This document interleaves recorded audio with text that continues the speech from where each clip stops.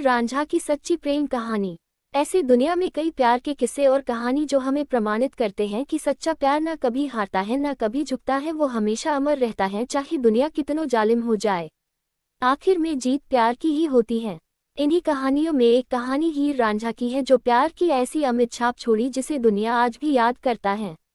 उनका प्यार अमर है। प्यार को शब्दों में बयां नहीं किया जा सकता और न ही इसकी कोई परिभाषा है। इसे सिर्फ महसूस किया जा सकता है। ये तो एक ऐसा खूबसूरत एहसास है जो दो लोगों को बहुत गहराई से आपस में जोड़ता है। ये एक ऐसा बंधन है जो दो लोगों को रूह की गहराई से बांध देता है। प्यार आसानी से किसी से हो तो सकता है पर आसानी से खत्म नहीं हो सकता। प्यार को सिर्फ वो महसूस कर सकता है जो सच में किसी से सच्चा प्यार करता है। ये कहानी पाकिस्तान से शुरू होती है। पाकिस्तान की चेनाब नदी के किनारे पर तख्त हजारा नामक गांव था। मौजू चौधरी गांव का मुख्य जमींदार था। उसके 4 पुत्र थे और रांझा उन चारों भाइयों में सबसे छोटा था। रांझा का असली नाम ढीडो था और उसका उपनाम रांझा था, इसलिए उसे सभी रांझा कहकर बुलाते थे। रांझा चारों भाइयों में छोटा होने के कारण अपने पिता का बहुत लाडला था। रांझा के दूसरे भाई खेती में कड़ी मेहनत करते रहते थे और रांझा बांसुरी बजाता रहता था, जिस कारण उसके भाई रांझा से नफरत करते थे। रांझा को बचपन में ही खूबसूरती से इश्क था। उसने अपने लिए सपनों में ही एक हसीना की तस्वीर गढ़ ली थी। रांझा बड़ा ही आशिक मिजाज था। 12 साल की उम्र में पिता का साया उसके सिर से उठ गया था और भाइयों से विवाद हो गया। अपने भाइयों से अलग होकर वह सारा दिन पेड़ों के नीचे बैठा रहता और अपने सपनों की शहजादी के बारे में सोचा करता था। एक बार एक पीर ने उससे पूछा, तुम इतने दुखी क्यों हो? तब रांझा ने पीर को अपने द्वारा रचित प्रेम गीत सुनाए जिसमें सपनों की शहजादी का उल्लेख था। पीर ने बताया कि तुम्हारे सपनों की शहजादी हीर के अलावा और कोई नहीं हो सकती। ये सुन रांझा अपनी हीर की तलाश में निकल पड़ा। एक रात रांझा ने एक मस्जिद में आश्रय लिया। अगली सुबह वो मस्जिद से रवाना हो गया और एक दूसरे गांव में पहुंचा जो हीर का गांव था। हीर एक सियाल जनजाति के संपन्न जाट परिवार से संबंध रखती थी। ये जगह अभी पंजाब पाकिस्तान में है। पहली बार हीर को देखते ही रांझा समझ गया कि यही मेरी सपनों की शहजादी है। हीर बहुत सख्त दिमाग वाली लड़की थी। एक रात रांझा चुपके से हीर की नाव में सो गया। ये देख हीर आग बबूला हो गई, लेकिन जैसे ही उसने जवां मर्द रांझे को देखा वह अपना गुस्सा भूल गई और रांझा को देखती ही रह गई।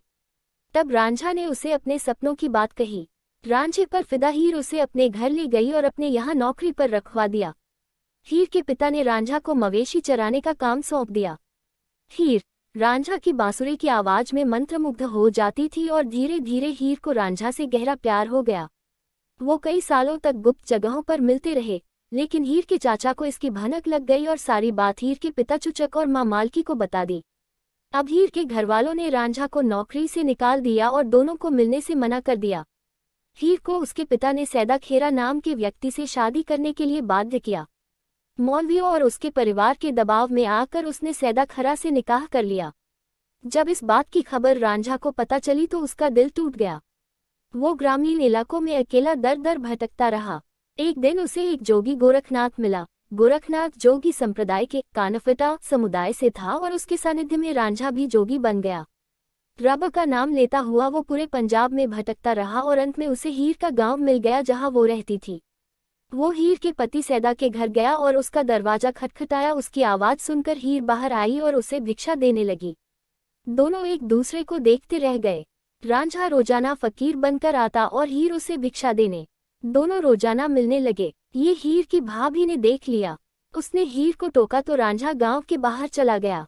सारे लोग उसे फकीर मानकर पूजने लगे। उसकी जुदाई में हीर बीमार हो गई।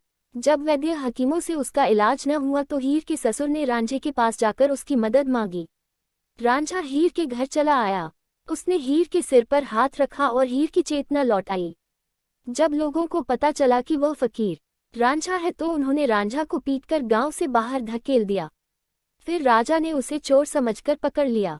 रांझा ने जब राजा को हकीकत बताई और अपने प्यार की परीक्षा देने के लिए आग पर हाथ रख दिया तो उसने हीर के पिता को आदेश दिया कि वह हीर की शादी रांझा से कर दे।